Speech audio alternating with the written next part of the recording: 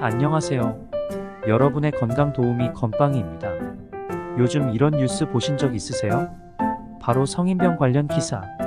아침 식사를 거의 하지 않는 대학생은 매일 아침을 먹는 대학생보다 대사증후군이 생길 위험이 약 2배가량 높아집니다.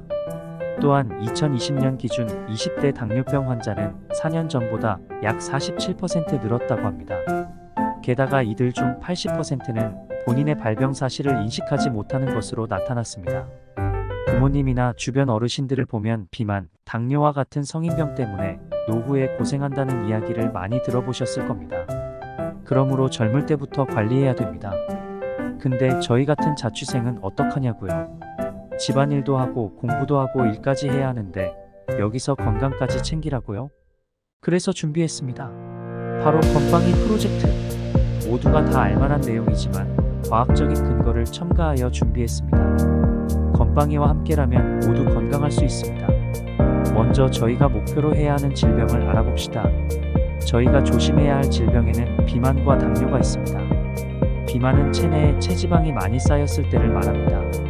비만 자체는 큰 문제는 아니지만 진짜 문제는 비만으로 인한 합병증입니다. 비만으로 인해 몸속에 지방이 쌓이게 되면 심혈관 질환, 고혈압 같은 합병증을 유발합니다. 당뇨는 소변에 포도당이 검출될 정도로 혈당이 높은 상태를 의미합니다.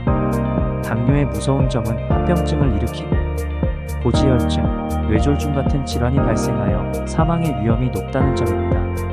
이와 같은 질환들은 어렸을 때도 충분히 발병할 수 있는 질환이기에 더욱 조심해야 합니다. 이들을 대비하기 위해 3가지 생활 습관을 가져왔습니다. 첫 번째는 아침 식사하기입니다.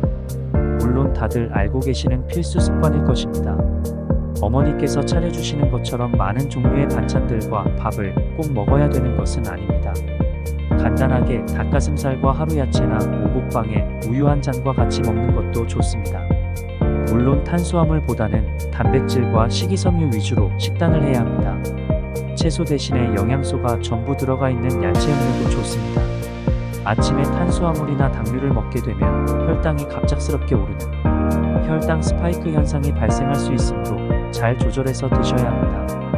아침에 조금이라도 식사를 하면 과식하거나 야식하는 습관을 줄일 수 있습니다. 아침 식사를 먹는 것과 안 먹는 것의 차이는 극명합니다. 아침 식사를 하루의 첫 단추라고 생각하고 잊지 말고 드시길 추천드립니다. 두 번째는 운동하기입니다. 거창하게 1시간 동안 운동해야 하는 것은 아닙니다. 조금 땀이 차고 숨이 가파를 때까지 약 30분 정도만 해주셔도 좋습니다. 특히 아침에 30분 동안 헬스할 경우 체지방을 줄이는데 큰 도움이 됩니다. 30분 일찍 일어나셔서 아침에 씻기 전에 운동하는 것을 추천드립니다. 또한 등교할 때 꼭 걸어가시는 것이 좋습니다. 걸어갈 수 있는 거리는 대중교통을 이용하는 것보다 노래를 듣거나 주변을 둘러보면서 걷기를 추천드립니다. 주말에는 등산하러 가거나 자전거를 타는 등 외부 활동을 하여 에너지를 얻을 수 있습니다. 이러한 운동을 하면 몸속 인슐린의 반응이 더 잘 일어납니다. 몸속에 쌓인 포도당을 전부 사용하게 되어 신진대사가 활발해집니다.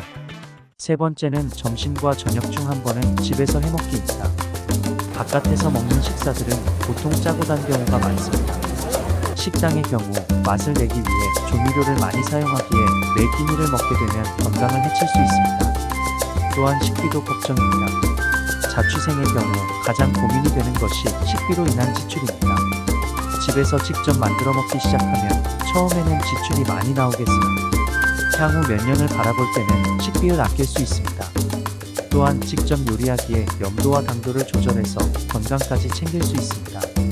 제가 소개한 3가지를 축약한다면 아침에 일찍 일어나 운동하고 아침 식사하고 직접 만들어 먹기라고 할 수 있습니다. 처음에는 힘들 수 있겠지만 노후 건강을 위해 노력합시다. 우리 모두 건강하게 학교 생활하길 바라겠습니다. 이상 건강지킴이 건빵이었습니다.